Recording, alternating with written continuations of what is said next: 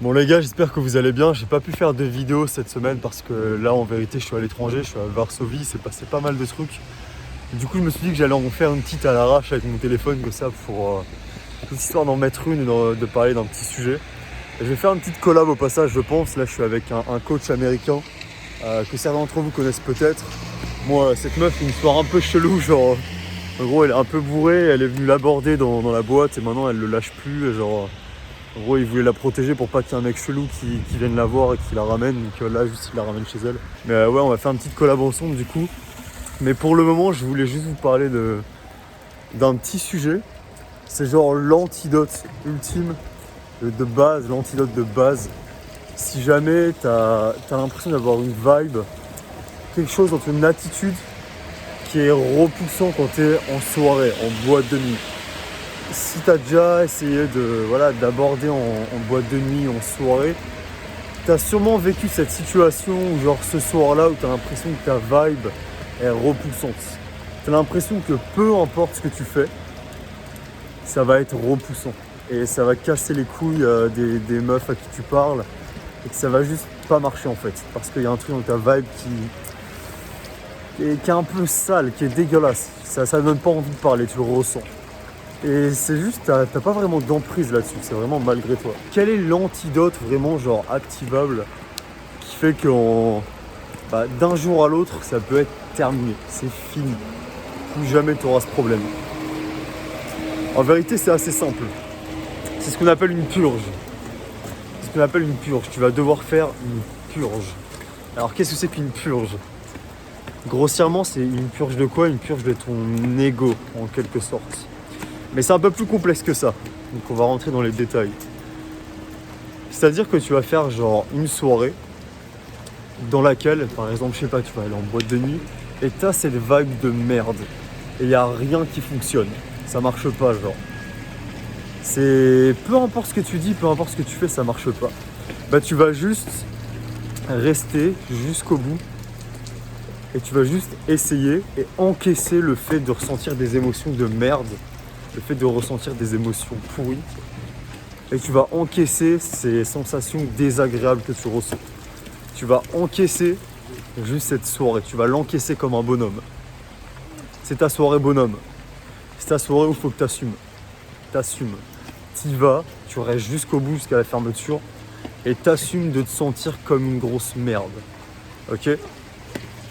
Ce qui va se passer, c'est qu'après ça, soit au bout d'un moment dans la soirée, tu vas atteindre ce que j'appelle le point de rupture. C'est-à-dire le moment où toi-même, tu en as tellement marre d'avoir une vibe éclatée que tu vas péter un câble dans ta tête et tu vas te dire « Bon, allez, nique sa mère, maintenant je m'en bats les couilles. Juste, je fais ce que je veux. » Et tu vas totalement être libéré de cette vibe de merde. Soit ça va être le jour suivant. Et le jour suivant, admettons, tu vas retourner dans une soirée. Tu vas peut-être être un peu stressé au début. Mais rapidement, boum, tu vas rentrer dans un état de battage de couilles total et tu n'auras plus aucune pensée parasite. Tu auras vécu la soirée d'avant, tu seras purgé, tu vas juste être en mode tu sais quoi gros, je m'en bats les couilles, il se passe ce qui se passe, j'y vais et tu seras 100% focus sur le moment, tu n'auras rien à battre. Tu vas vraiment arriver avec cette vibe, genre peu importe ce qui se passe, j'en ai strictement rien à branler. Si ça se passe bien, tant mieux. Si ça se passe mal, je m'en bats la race en fait. Et là, c'est terminé. Là, cette vibe de merde, c'est fini. C'est fini, tu l'as plus. Ça reviendra. Ça reviendra un jour, ça reviendra peut-être dans 3 jours, dans une semaine, dans un mois. Mais là, tu vas avoir un petit laps de temps pendant lequel ce sera complètement fini. Terminé cette vibe de merde. Et là, tout ce que tu vas faire, ça va être l'inverse. Ça va extrêmement bien marcher. C'est la purge, faut passer par là. Après, avec l'expérience, tu vas développer certains outils que d'ailleurs je donne, notamment dans mes formations. Mais même au début, ça risque de compliqué, sans expérience, de pouvoir les utiliser, sans réelle expérience en fait. Donc au début, le truc vraiment qui va marcher à tous les coups, c'est de faire ça, c'est de faire cette purge. Tu passes par là, c'est ta soirée bonhomme, faut que tu assumes, tu serres les dents. Comme quand tu vas te faire arracher une dent ou faire enlever tes dents de sagesse chez le dentiste. Tu passes par là et après c'est réglé. Et une fois que tu as fait ça, ça te laisse tout le laps de temps pendant lequel tu es purgé où tu vas être meilleur que tu l'as jamais été. Pendant cette période-là, tu vas pouvoir comprendre plein de trucs, level up à mort. Et du coup, tu vas pouvoir garder cette expérience que tu vas gagner à ce moment-là. Et à ta prochaine purge, ça va être encore plus intéressant. Et à chaque fois, le level up que tu vas avoir grâce à ça sera bien plus puissant. Ouais, avant de faire ma vidéo avec lui, il y a moyen de parler d'un truc. Du coup, c'est que là, par exemple, elle essaie de coucher avec lui à mort. Elle va absolument aller dans la chambre avec lui. Mais lui, il a pas envie. Il veut vraiment juste qu'elle dorme et être sûr qu'elle soit safe et qu'elle soit pas dans le mal. Et du coup, ce qui est marrant, c'est qu'il y a un paradoxe. Genre, les gens ont tendance à dire, ouais, un mec qui se tape plein de meufs, c'est un gros enculé. En fait, c'est complètement l'inverse. Parce qu'en fait, genre, quand tu te tapes plein de meufs, en fait, quand tu couches avec plein de meufs, tu te mets à développer une éthique de ouf. Parce que déjà, t'as plus besoin de faire l'enculé pour avoir des meufs, t'as plus besoin de les manipuler ou autre. Là, genre, c'est elle qui est en train de forcer comme une malade. Bon, ok, elle est méga bourrée, mais au final, un mec normal, une meuf comme ça, même méga arrachée à mort, il serait en mode, ouais, c'est une opportunité de... Il sera en mode, ouais, c'est une opportunité de ouf, tu vois. Et ce qui est marrant, c'est qu'en fait, tu développes une éthique de ouf déjà à cause de ça. Mais aussi parce que simplement, tu te mets à développer une affection de ouf pour elle, tu te mets à vraiment comprendre comment elle fonctionne à un niveau méga profond. Et du coup, tu te mets surtout à voir le niveau de vulnérabilité qu'elles peuvent avoir. Tu te mets vraiment à développer une empathie pour elle. Et donc, tu te mets à vraiment être attentionné. Et même si tu te tapes plein de meufs, à chaque fois, tu vas être hyper attentionné. Faire hyper attention à ce qu'elle ressent, à ce qu'elle vit quand tu le fais, quand on arrive. Admettons que tu rencontres une meuf, tu couches avec elle même en 30 minutes, genre. T'es hyper chaud, tu couches avec des meufs en 30 minutes. Ça va toujours être fait dans un contexte où tu fais hyper attention à elle. Ce qui est au final tout l'inverse d'un mec qui a pas beaucoup d'opportunités, qui du coup fait de la merde et blesse les meufs. Okay, so now it's gonna be in English basically because Alex, his name is Alex as well, is an international coach. So it's in English, he's not French, so just keep it with it. Yeah, I'm gonna learn French one day, but that's for the future. Right now, my French is fucking terrible, so I don't want to like insult your guys' language or anything, like fuck up the pronunciation and stuff. So we're gonna keep it in English this time. Maybe next time when my French is good, we do it in French. But You just gotta come in Paris and do some shit here, and it's gonna come. Yeah, one day I'm definitely going to Paris. Like, fuck, like I've heard a lot of good things about Paris, and I mean, fuck, like I've traveled and gamed with part of like the French community, right? And I think it's one of the best communities in the world. It's definitely like, I think they're the ones like, because I've been in I've gamed in pretty much every fucking city, right? And I think the French community is the one that is consistently like one of the best. So that's good. I'm definitely gonna go there someday. I think what we should talk about now is basically one of the main differences in the things I learned from you, you and your partners. Yeah. It's about scripted game. I don't usually do that. I've been doing this a lot here in Warsaw. There's actually something very amazing about it. And I think Alex is like the best guy to talk about it. The reason why I used to not use scripted game is like using routine, you know, like using the same lines, the same structure, doing the same things in every interaction almost. And I used to not want to do that because what I noticed is that it kind of kills your vibe. It makes you so rigid. And in the beginning of the video, I talked about having a weird vibe, a vibe that is repulsive. But actually, I just learned from Alex that you can use routines and scripted game without having that vibe. So I think you could explain how it works and how you can combine it together.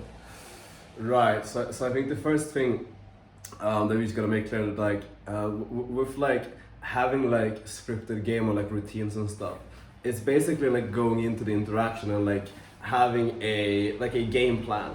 Like it definitely doesn't have to be something word for word, but that you have like some idea in your head, like, all right, well, we're gonna start with this, and we're gonna have this in the interaction, we're gonna have this in the interaction. Like, you don't go into the interaction blind. Like, you go in with like a clear strategy, like, okay, I'm gonna make these things happen. And like basically what it looks like in my head, there are a few things that we're gonna have to like accomplish in like each interaction, right?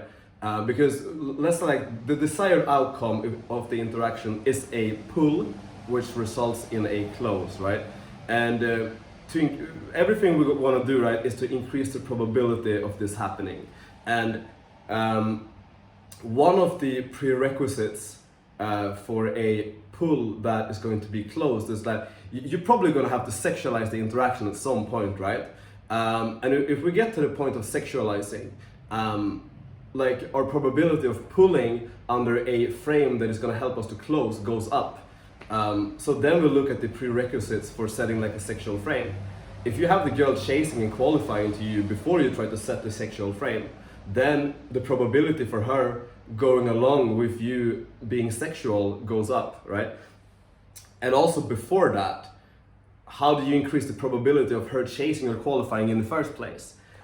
She has to perceive you as high value, because she's not gonna like qualify or chase some guy that she doesn't see value in. Like that makes no fucking sense at all, right? So basically, what I want to do in my interaction is I want to get to the point, like my first goal, right, is I want to get in there and I want to demonstrate my value. I want to DHV. But as you guys might know, like that's gonna take a while. Like you need to get to the point where you're gonna be in the interaction for at least like 1 or 2 minutes. And the way I like to start that off, to guarantee those first 1 or 2 minutes, is I like to start off with like some things that I taught to Alex, like right here in Warsaw, was how to use like curiosity to get them hooked, right? So that's something that we went through together. And then after you use like the curiosity routines to get them hooked, after that they're gonna start asking you questions, because you have such a strong emotional impact with those like few like basically like scripted lines from the start. So they're gonna start asking you questions like almost every time, right? And when they start asking those questions, they're gonna open up opportunities for you to DHV. Like they're gonna ask where you're from, what do you do, things like that. And then it's up to you to really capitalize when they ask those questions, and to really like display your value there. And there are multiple ways you can do that. One of them is like to imply pre-selection. Another one of the ways to like display value is to just show that you have a cool fucking life. I mean, this guy, for example, I mean, you got stuff going with like a YouTube channel. You guys are throwing fucking sick parties in the south of France. You know, if you get those things out early on in the interaction, it's pretty fucking likely that she's going to have a positive perception of you and want to keep talking further than that. So the main goal early on is just to get those things out. And the way that we make it, the thing with like DHVing and stuff is that it may come across braggy, but that's why we make them ask for these things, right? So it doesn't come across as braggy. And after that, she perceives you as high value. It's pretty easy to like get her to qualify. You get her to qualify, she's gonna start chasing eventually. She starts chasing, you can sexualize, okay? And you're sexualizing, she's into it, and then you go for the pull, right? Either, when you go for the pull, either you get the pull, right? Fucking perfect. Or she's gonna voice some form of concern. And then it's up to you as the guy to help her feel comfortable going with you. So basically, like the entire idea behind like structured game or like routine game or whatever is that we consistently set up a dynamic that helps us pull under a sexual frame, so that the probability of closing just goes up. Yeah, I mean, I hope that was. Yeah. Like the amazing thing about it is that basically you're always gonna have the same things going on and blocking. That's basically one of the main problem in talking with girls, is that even if you're cool, even if, like, let's say you meet her in your job and she would be very attracted to you. The thing is that when you go up to a girl, like in the street, for example, it might not happen even though she would have been attracted, because it doesn't happen that she knows things about you. And basically the reason why she doesn't happen to know is always almost the same, so you can predict them. And basically that's what I love about, and what I learned a lot about scripted game, is like analyzing what's the blockage that you always fucking have in every interaction, and having a script for how to go through them and pass them. So that's basically, it's not about manipulating or lying, it's just about making sure she knows the fucking truth. And that's, like you said, yeah, this guy has a good life. and so on and so on. Yeah. That's the thing. You're not gonna manipulate. You're just gonna make sure the truth happens to her mind, Exactly. so she knows it. Even for like most guys, what's crazy is that it's not so hard to get a girl who wanted to have sex with you, for example. But the thing is that it barely even happens quickly enough as you might want, because there is some blockages. There is something that are blocking the girl from feeling like she can go into it, even if she wants emotionally, maybe rationally. There is something blocking her, and it's almost every time the same, depending on how it's go and what is her archetype.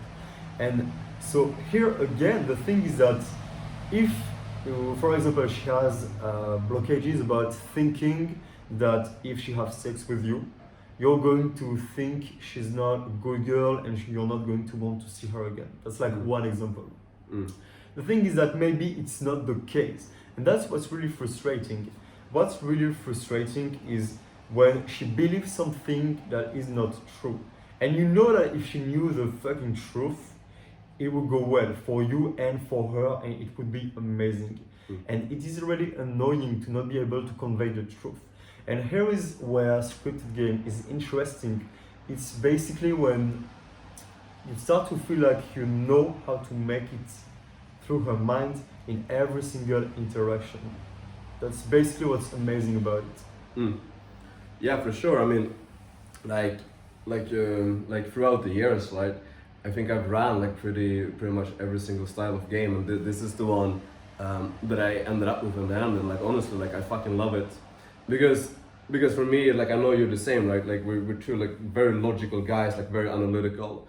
And something that I've learned from like coaching like fucking hundreds of guys like over the world, right, is that like each guy, they're gonna have like a very specific point where all of their interactions end pretty much. Like for some guys it might be on the fucking like opener, right? That's actually pretty common. But for some guys it might also be like at that stage in the interaction where you're like trying to like display your value. Either they do it in like an uncalibrated way, or they just don't do it that well, or they don't do it at all. Like a lot of guys, they're super like scared of like coming across as braggy, so they hold back on their value, and as a result the girl never gets to know how fucking great they are, which is like a shame, right? But then after that, it might be because, like, let's say the guy is great at like displaying his value, but for some reason just never fucking goes anywhere. Like the girl is attracted, but it never goes anywhere, right? And in those cases, it's pretty much because the guy is not sexualizing. It's not like making it man to woman or like whatever you want to call it. I think sexualizing is a really good term for it. And after that, if the guy is able to get like sexual interactions, but he's not able to like make something happen out of it, not able to like get a result out of it or whatever, it's typically because he doesn't try to pull, or because when he tries to pull, he's not able to handle whatever concerns may come up. So it's actually like super predictable. Like all of these stages that I just explained, they have like super similar sticking points. Like once you see it, it's actually like ridiculous how identical it is for pretty much every single guy. If they're in the same stage, they're gonna encounter the problems at the exact same fucking point. So you know, if you have like this a structure that you can follow, you're gonna be able to track and pinpoint. Okay, where are my interactions like consistently fucking up or like ending, and how do I fix that? Once you fix that, boom, you consistently gonna get further on in your interactions. And at some point, you're probably gonna end up here where your interactions consistently end with some form of like concern that you couldn't handle. But at some point, you're gonna learn how to get really fucking good with that as well. And that's when you're gonna notice like you're gonna start closing like multiple girls a week, and you know, life is fucking good. Yeah, that's amazing. But yeah, basically, how would you reconcile, I don't know if it's a word in English, how would you reconcile having a very good vibe, like an attractive vibe, right, while being in a logical state of doing something which comes from memory, which is scripted? Right, so I think there's a learning curve to everything, right? Like when you, let's say like if you're new to like a more like structured approach, I think there's gonna be like some form of like a learning curve, because it's like a new thing. It's almost like a new skill, you know. So you might feel rigid at first. You might even come across as rigid, or you might not. actually like from an outsider's perspective, but you might feel like that yourself. But that's because you haven't reached the level of like unconscious competence yet. Like once you actually like really like get it down, and you have a good subcons overall, like it's not gonna come across like that. So the first thing that I would want to say is like get to a point of like unconscious competence. That's gonna help a lot. But then I think you also gotta look at like, okay, what is it? How like is this guy's like subcoms in general? Like, does he come across as like soft? Does he come across as like too intense? Does he have like shitty body language? Like even when he's not doing this, you know? So I think that's what you're gonna look at. But yeah, for sure, definitely like the biggest thing is unconscious competence. You know, like when I go out and I do this stuff, and even like students who really like learn the routines and everything, like it looks like the most natural thing ever. But it didn't look like that the first time I tried this shit. It did not look smooth at all. But once I've done it like a few times, it felt like the most fucking natural thing ever. So I think that's it. It's really like having like a separate learning curve. But once you get it down, like holy fuck, your efficiency is gonna fucking skyrocket. I think the main point to highlight here, or at least the one I would like to highlight, is to really understand that you will have some blockages in your interaction again and again and again, and maybe the reason why you have it is always the same, always. And so the first starting point to it is just to identify what's making it end every time. For example, maybe you've been approaching girls for like 6 months, and it always ends up after like 5 sentences, something like this. She looks into it and then she leaves. Yeah. Maybe it's always for the same fucking reason, and you gotta identify why. And what's cool about it is that once you identify why, you can literally make a script around it about how to overcome it, and then it's fixed. It's never gonna happen again. So exactly. That's like magic. Yeah, I think one point that has to be emphasized as well is that like even guys who are considered like naturals, like guys like from your school or whatever, just like cool guys, right? Like they use some form of like scripted game as well in the same way, because I mean these guys who are like funny as fuck, right? Like, you know, like funny charismatic guys, the joke they just told you is not like it's the only time they told you that joke. Like a lot of these guys, they have the same jokes that they like run over and over again. If you spend enough time with them, you'll see that. And I think there's a point to make about that for game as well. Like even the guys who run like whatever style of game you run, right? Like everything has been said before, at least at some point in time, right? It's not like you reinvent the fucking wheel every time you go out. Like even if you're not running like a structured approach, you're probably doing it to some degree. Like you have some things that you typically say to girls that you know get good responses. Even though you might not be defining it as like structured game, you might still be doing it in some way. But this is just like taking that to like the next level, you know what I mean? What I think is that there is one precise case where it's limited. It's when it's about humor. I don't know what you think about it, but what I've noticed for myself and even for students is that using the things you've already said is amazing when it's like sexualizing, when it's overcoming concerns she has, when it's like displaying your value verbally, like talking about things you've done in your life and amazing shit. But when it comes to being witty, to have humor, to make her laugh, there it doesn't really work. What do you think about it? I've seen this pattern again and again and again. And that's the one thing that doesn't work here. Yeah, I mean, I think they're two like separate skills, right? I think you gotta look at like what are you like trying to achieve when you're using humor. Like for the sake of moving the interaction forward, it might not even be always like a good idea to use humor. Like it depends. Like there are some circumstances where you might want to tease her, because teasing her is going to result in getting a specific reaction from her that's going to allow you in some way to move the interaction forward, right? But even in the structured approach of game, we do have terms for that.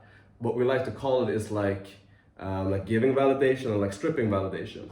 if you strip validation in the right way, you know, the result should be like the girl laughing, right? It shouldn't be like her feeling like insulted or anything. It should be her laughing. So there are things around that as well. Like for me, I have a lot of like memorized things in my head that I know, like, okay, well, I know if I say this, it's gonna have this effect on her. And like one of the principles behind that is humor, because it's designed to make her laugh. But I know that, okay, when I say this at this point in an interaction, it typically gets this response. So I'm pretty fucking confident that if I say this like somewhat like memorized line, or like I apply the principles, because the thing is, like, even if you run structured game but you don't understand the principles behind it, like it's gonna fall flat. Like even though it is structured, because you have like a general game plan when you go into the interaction, you still need to understand the principles behind whatever the fuck you're doing, because otherwise you're gonna be applying everything at like with like horrible timing. It's like playing drums in a band and just like, you know, like going crazy, just you know, like having no rhythm when you're dancing or whatever, because you don't understand that, right? An analogy to like explain it, but I think if you understand like the underlying principles behind whatever you're doing, you're gonna be able to apply things in a way where it's not rigid at all, and you're gonna be able to use like things as humor as well that you can like inject into it. Because running structured game and running routines is not about becoming like a fucking robot, but it's like going in and just knowing what the next step is. I mean, that's basically it. At the end of the day, it's not going in and like reading like a fucking script, like it's like Wolf of Wall Street or something. Even though you potentially could do that, and I think that would actually work pretty well. But you don't have to do that. Like, but it's about going in and like just knowing in the back of your head, okay, I'm at this specific point in the interaction. The next step is to get here, and how do I get from here to here? That's basically it at the end of the day. Yeah, you highlighted something very important, is that basically if you want to use that, if you want to, for example, use the advices you see like on someone's channel who says, like in this case, say that or tell that or do that. Yeah. The thing is that you really gotta understand why it works, because if you don't, like as you said, it's not gonna work. Yeah. And this is basically where people get it wrong with techniques. Techniques can be amazing, but as you say, the main thing is to understand why the technique is what it is. Maybe even to the point where you could create it by yourself. Yeah. Intuitively. You could even create a new technique out of nowhere. Exactly. Interaction. Yeah, for sure. Now it's gonna work. That's the main thing. Yeah, I mean, for sure. Like, for example, whenever I'm coaching a student, like in person, I always make sure that if I give them feedback, like, all right, well, you should have said this instead, I'm not gonna leave it there. I'm going to provide them with like an extremely detailed reasoning why I think doing this instead would have worked better. And I'm always gonna link it back to principles. Like, and I think that's super important, because you can't just give advice without the student like really understanding why shit works. Because I think that's when you could like actually turn into like an uncalibrated robot, is if you don't understand why the fuck shit works. I think we could conclude just by saying that if you wanna get better with girls, the first starting point is to, after each interaction, think why it did not work. Yeah. And instead of just trying to plow through the same strategy you're using, really thinking why it did not work, and find out every fucking possible reason until you find why. I think this is basically like the first starting point to having a very huge evolution. Absolutely. And being willing to test. You're gonna lose a lot of girls in the process unless you already have someone explaining to you how it works. But the thing is that if you wanna get better, you just don't have the choice. You just will have to test a lot of things just so that you find out what's not going on well. So that's a process you have to go through. And if you ask that question every time, that's the fastest way to getting results, because it's an illusion that by doing always the same thing, you will get better. It's an illusion. You have to understand why the thing you're doing is not working, and how to do new things. Yeah, I mean, me personally, like I remember, I'm thinking back to when I learned game when I lived in Australia, Melbourne, Australia, and like even from the first day, like I understood that okay, like you have to look at like what am I doing well and what am I doing that's just not working, right? And I think that that's one of the reasons why I learned game like so fucking fast, because I was like I was notorious about like the analyzing and breaking down, and I still am doing this like to this day. Like I've had a fuckload of results, right? And I honestly I dedicate a lot of my results. It really is because I put in the fucking time and effort to analyze and break down my interactions like as much as I could. Like I remember, if I would go out in game for maybe 4 hours, I would do like a breakdown for 2.5 hours. I would dedicate like a good amount of time to it, and I would do it with like deliberate effort, right? So, like, I would make like my best educated guess on what was working and what wasn't working, and then I will write it down. And then okay, well, I go out tomorrow night, and now I'm gonna try with these adjustments. Like, what kind of responses am I getting? And like what's not working, like because you get like a feedback loop, right? You get like a positive feedback loop and like a negative feedback loop. You see what's working, you see what's not working, you go home again, you come up with like an action plan. Okay, this is what I'm doing tomorrow. You go back, you apply, you rinse and repeat, and just one day you like you're gonna look back and you're gonna see like such insane improvements if you do this. But there is no guarantee that you will ever improve if you're not reflecting. That's the thing. Like if you go out and you do the same shit over and over and over, just like the definition of insanity. So yeah, like if you're watching this video, like I think one of the biggest takeaways from everything we just talked about is you need to be deliberate about your learning process, and you need to take it fucking seriously, because I mean this is potentially like years of your life that could go down the fucking drain just because you didn't sit down, you didn't analyze. So it takes you 5 years to get good at game, when it could have taken you like 1.5. This is basically why we have guys doing approaches every day for like 5 years and they don't really get better. Basically that's why I think. That's the main thing. Yeah, for sure. I mean, it's that I would say that's the biggest reason. Another reason is because they're following like bad advice, right? But they don't know that they're following bad advice because they're not fucking reflecting, right? They're not looking at what's not working. So they're gonna look at like an authority figure and they're just gonna apply it blindly, but not actually look at what form of like responses they're getting. What's the feedback from the fucking girl? Does she like it when I do this thing that this guy on YouTube told me to do? Like a lot of people, I think, sometimes struggle to do this, to go through this thought process of like critical thinking, and I think that's one of the biggest things holding them back. I think you definitely need to be willing to trade off results for some time, just for the sake of making tests and just to improve the structure you're using. I think like a golden rule is to always think about, every time you're in an interaction, of course you're gonna think, what can I do to make it happen? But you're doing from a perspective of a higher purpose of improving the structure you're using.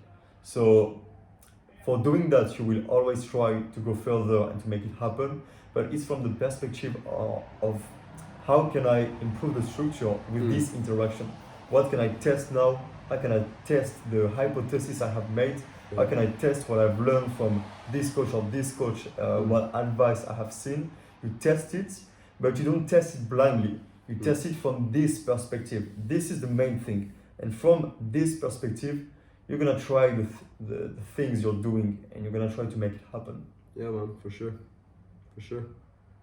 Fair, that was great. Yeah. There's a lot of value right now. Good video. I hope you enjoy. I hope you had an amazing moment. I hope you liked Alex, because you for sure should like him. He's an amazing guy. Thank you. Guys, maybe another collab someday, I don't know. Maybe when you come to Paris, we could do something. For sure. Dude, I can't wait. Maybe infills together or whatever, I don't know. Oh yeah. So, Yeah, we'll definitely do that one day for sure. Yeah. Oh yeah. By the way, I have a channel as well. It's called Ultimate Man Project. Find us on YouTube. Just put in the description. Yeah, in the description. We're trying to put out like two to three videos every week. We're gonna get this YouTube thing going, you know. We have like a massive free Facebook group with a lot of free content. Also Ultimate Man Project, obviously. So yeah, find us there. We also have like a mastermind group. It's like a private, how would you describe it? It's a mastermind group. It's like a mentorship group where you can post like your field reports. We give you feedback. You can post your text game interactions. We give you feedback. We explain like, okay, well, you shouldn't have done this for this reason. You should have done this instead for this reason, basically. So it's like a massive community. I mean, fucking, how many guys were we in Warsaw now? Like 10 guys from the mastermind. We just go out and game together. Yeah, even in coronavirus times, like when it's Poland, like they don't really give a shit here. Like you just gotta wear the mask, right? But yeah, like we were like fucking 10 guys going out gaming. It's a lot of fun. Like we're fucking like learning from each other and stuff. It's amazing. So if you want to do that, I highly recommend you to do it. You can find more info about it on our YouTube channel. Yeah, that's all I have to say. Very good. Like I think we can end up here and guys, see you next time. Yeah, see you guys. Thank you very much, Alex. Have a good day. Oh, that's nice. Sick. Yeah, a lot of value. Yeah.